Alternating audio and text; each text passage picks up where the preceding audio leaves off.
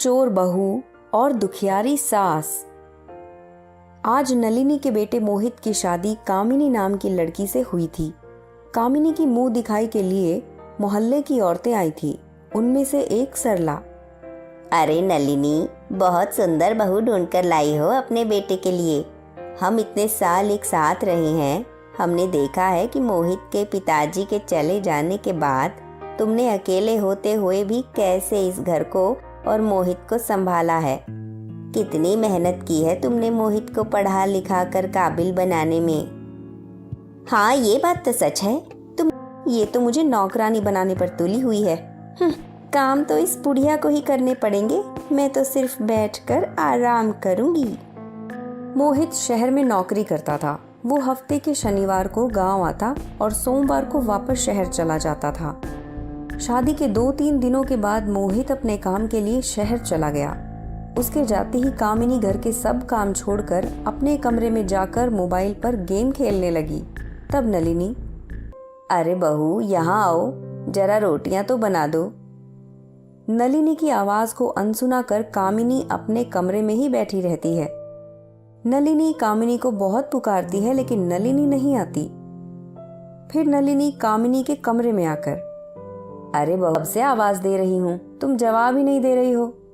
हाँ, सुना मैंने, क्यों गला फाड़ रही हैं? बहू, ये क्या तरीका है अपनी सास से बात करने का? चलो रसोई में जाकर रोटियां बना दो।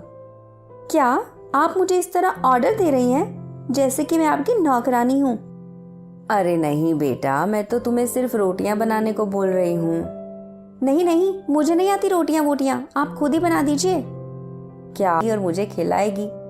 लेकिन जाने दो, तुम एक काम करो, मुझे रोटी बनाते हुए देखो, मैं तुम्हें रोटियां बनाना सिखा देती हूँ। आज नहीं, कल देखूंगी, अभी आप जाइए, मुझे थोड़ा आराम करना है।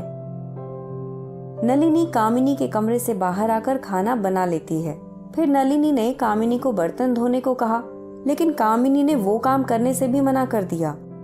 अब नलिनी बूढ़ी होने लगी थी। बढ़ती उम्र की वजह से उसके घुटनों में दर्द शुरू हो गया था। उसे घर के सब काम करने में दिक्कत हो रही थी।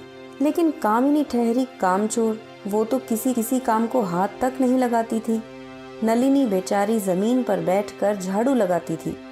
एक बार जब मोहित घर आया था तब, बेटा मैं क्या कहती हूँ, कब तक तुम ऐसे मुझसे और बहू से दूर रहोगे? उससे अच्छा तो तुम यहीं गांव में नौकरी ढूंढ लो, नहीं तो हमें शहर ले जाओ। हैं माँ, ये तुम्हें क्या हो गया है? ये क्या बोल रही हो तुम? गांव में कहाँ नौकरी मिलती है? और अभी मैं तुम दोनों को शहर नहीं ले जा सकता, वहां रहने का इंतजाम नहीं है। और वैसे आज तक तो तुमने मुझसे कभी ये नहीं कहा, आज क्या हो गया? बेटा मेरी उम्र हो गई है, अब तो मेरे घुटने भी दर्द करते हैं, मुझसे घर के काम नहीं होते। बहू तो किसी काम को हाथ नहीं लगाती, सब काम मुझे ही करने पड़ते हैं। ये सुनकर, वाह माँ जी, मेरे खिलाफ बेटे के कान भरे जा रहे हैं। मोहित, माँ झूठ बोल रही है, आप तो देखते हैं ना घर जाता है। तब वो देखता है कि तपती धूप में नलिनी कुएं से पानी भर के ला रही है। उसके घुटनों की दर्द की वजह से वो धीरे धीरे चल रही है। उसने खिड़की से झांक कर देखा कि कामिनी बेड पर लेटकर आराम फरमा रही है। मोहित को बहुत गुस्सा आता है। वो घर में जाकर कामिनी को पीटने लगता है। नलिनी, तुम्हें जरा भी शर्म नहीं आती? उनके पैरों में दर्द है, फिर भी बेचारी इतनी दूर से पानी लेकर आ रही हैं। अच्छा हुआ कि आज मैं बिना बताए आ गया, नहीं तो मुझे तुम्हारी असलियत कभी पता ही नहीं चलती। कामचोर औरत, जरा सोचो, अगर तुम्हारी भाभी तुम्हारी माँ के साथ भी ऐसा बर्ताव करे तो तुम्हें कैसा लगेगा? क्या तब भी तुम्हें अपनी माँ पर तरस नहीं आएगा? मोहित की ये बात सुनकर कामिनी को अपनी गलती का एहसास हो जाता है। वो नलिनी के पैरों में झुककर उससे माफी